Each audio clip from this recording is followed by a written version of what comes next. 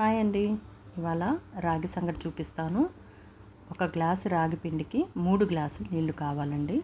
3 గ్లాసులు నీళ్లు పోసుకొని స్టవ్ వెలిగించేసి అందులో కొంచెం సాల్ట్ వేసుకుందాము. ఇప్పుడు ఈ నీళ్లు మరిగేటప్పుడు ఒక గ్లాస్ పిండి, 3 గ్లాసులు పోసుకున్నాం కదా వాటర్, సో ఒక గ్లాస్ పిండి వేసుకొని మంట కొంచెం పెంచితే ఆ పొంగు అనేది పిండి పైకి వస్తుందండి. అలా పిండి పైకి వచ్చేటప్పుడు అలా ఒక 2 నిమిషాలు అలా మరగనిచ్చేసి స్టవ్ ఆఫ్ చేసేసుకోండి.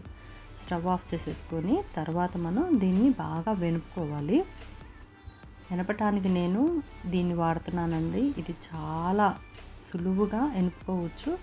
ఎక్కువ మొత్తం రాగి పిండి అయితే దీంతో కష్టం, కానీ ఇలా కొద్ది మొత్తంలో అయితే కనుక బాగానే ఉంటుందండి దీంతో వెనుపుకోవడానికి. చూడండి, ఇలా మెత్తగా బాగా నీళ్ళల్లో మొత్తం కలిసేదాకా అలా అలా కదిలిస్తే కనుక బాగా కలిసిపోయిద్ది. అలా కలిసిపోయిన దాన్ని మళ్ళీ ఒక్కసారి స్టవ్ మీద పెట్టేసి మూత పెట్టేద్దాం. ఇప్పుడు కొంచెం నీరు ఏదన్నా ఉంటే కనుక ఆ నీరు కూడా లాగేసుకుంటుంది. మూత పెట్టేసి ఎక్కువసేపు అవసరం లేదండి, 1.5-2 నిమిషాలు సరిపోద్ది. దాని తర్వాత నీరు మొత్తం కూడా కొంచెం తగ్గిపోద్ది ఇంకా పూర్తిగా. దాన్ని ఇప్పుడు మనం పక్కకు తీసుకొని వేడి రాగి సంగటిని వడ్డించుకుందాం. ఇందులోకి నూరుడు పచ్చడి ఏదైనా బాగుంటుంది.